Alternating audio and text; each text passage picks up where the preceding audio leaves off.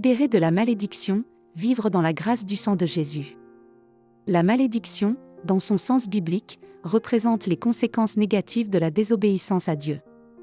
Elle se manifeste par la souffrance, la perte et la séparation de la véritable vie que Dieu veut pour nous. Cependant, la bonne nouvelle, c'est que par Jésus-Christ, nous pouvons être libérés de toute malédiction. Jésus, par son sacrifice et son sang, nous offre la rédemption et la restauration. Christ nous a rachetés de la malédiction de la loi, étant devenu malédiction pour nous, car il est écrit « Maudit est quiconque est pendu au bois ». Galates 3, 13. Ce verset nous enseigne que Jésus a pris sur lui le fardeau de nos malédictions. Par sa mort sur la croix, il a brisé le pouvoir de la malédiction sur nos vies, nous offrant ainsi la liberté et la vie éternelle. Mais comment pouvons-nous, appliquer cette vérité dans notre vie quotidienne et nous libérer des effets destructeurs de la malédiction?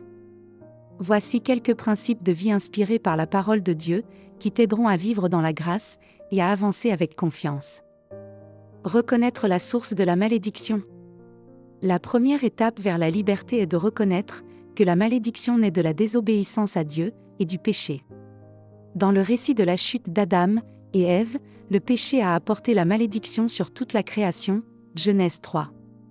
Il est important de comprendre que ce n'est pas la personne qui est maudite, mais le péché qui entraîne des conséquences. Dieu, dans son amour, nous offre toujours une voie de rédemption. Si nous confessons nos péchés, il est fidèle et juste pour nous pardonner nos péchés et nous purifier de toute iniquité. 1 Jean 1, 9. Principe à appliquer. Admets honnêtement tes fautes et reconnais que le péché a un coût, mais que Dieu, par sa grâce, t'offre le pardon et la restauration. Confesser sa foi en Jésus pour briser la malédiction. Pour sortir de la malédiction, il est essentiel de croire que Jésus est venu pour nous libérer. Notre foi en son sacrifice est la clé qui nous permet de recevoir la vie nouvelle qu'il offre. Lorsque tu confesses Jésus comme ton sauveur, tu te libères du joug du péché et de ses conséquences.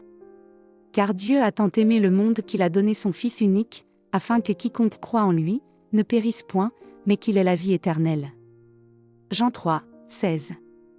Principe à appliquer. Fais le choix de croire en Jésus chaque jour et affirme ton engagement envers lui.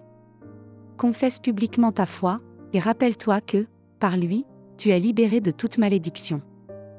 Vivre selon la parole de Dieu pour cultiver la liberté. La parole de Dieu est la lumière qui guide nos pas et nous éloigne de tout ce qui nous a servi. En vivant selon ses commandements, nous nous fortifions spirituellement et nous nous protégeons des pièges du péché. La lecture quotidienne des Écritures nous renouvelle et nous rappelle que nous sommes enfants de Dieu. Ta parole est une lampe à mes pieds et une lumière sur mon sentier. Psaume 119, 105. Principe à appliquer. Consacre du temps chaque jour à la lecture et à la méditation de la Bible. Laisse les Écritures renouveler ton esprit et t'inspirer pour prendre de bonnes décisions. Applique les enseignements bibliques dans ta vie quotidienne pour rester sur le chemin de la liberté. Utilisez le sang de Jésus pour renouveler son esprit. Le sang de Jésus est un symbole puissant de rédemption et de guérison. Il purifie, restaure et nous donne la vie nouvelle. En nous rappelant constamment la puissance de ce sang, nous renforçons notre foi et notre confiance en Dieu. Ce sang versé sur la croix est notre assurance de rédemption, une source inépuisable de guérison pour notre âme. En lui nous avons la rédemption par son sang, le pardon des péchés, selon la richesse de sa grâce. Éphésiens 1, 7. Ils l'ont vaincu à cause du sang de l'agneau et à cause de la parole de leur témoignage. Apocalypse 12, 11. Principe à appliquer. Médite sur la signification du sang de Jésus et rappelle-toi que, par lui, tu es purifié et renouvelé. Prie pour que cette vérité s'imprègne profondément dans ton cœur et dans ton esprit, afin de te libérer des chaînes du passé. Voici, une belle histoire de rédemption et de pardon, le retour du Fils prodigue. L'histoire du Fils prodigue, racontée dans Luc 15, 11-32, est une illustration puissante de la libération, par le pardon et la grâce de Dieu. Un jeune homme, ayant dilapidé son héritage, et s'étant éloigné de son père, se retrouva dans une situation désespérée.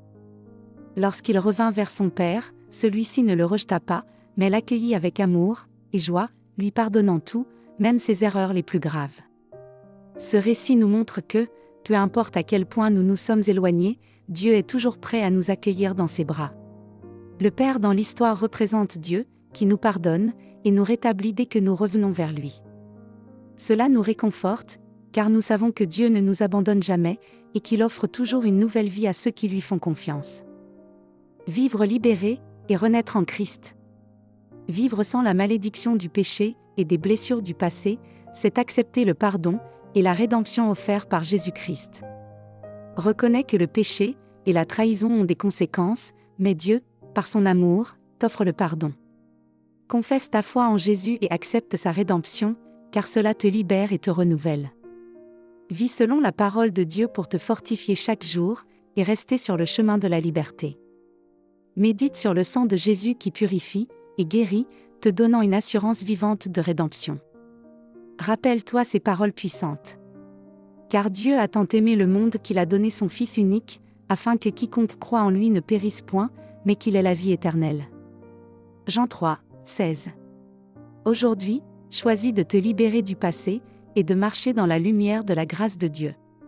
Que la puissance du pardon, et la force de l'amour de Jésus transforment ta vie et t'ouvrent les portes d'un avenir rempli d'espérance et de paix. Que la paix de Dieu, qui surpasse toute intelligence, garde ton cœur et tes pensées en Jésus-Christ, Philippiens 4, 7, et que tu puisses vivre librement dans la joie de sa rédemption. Amen.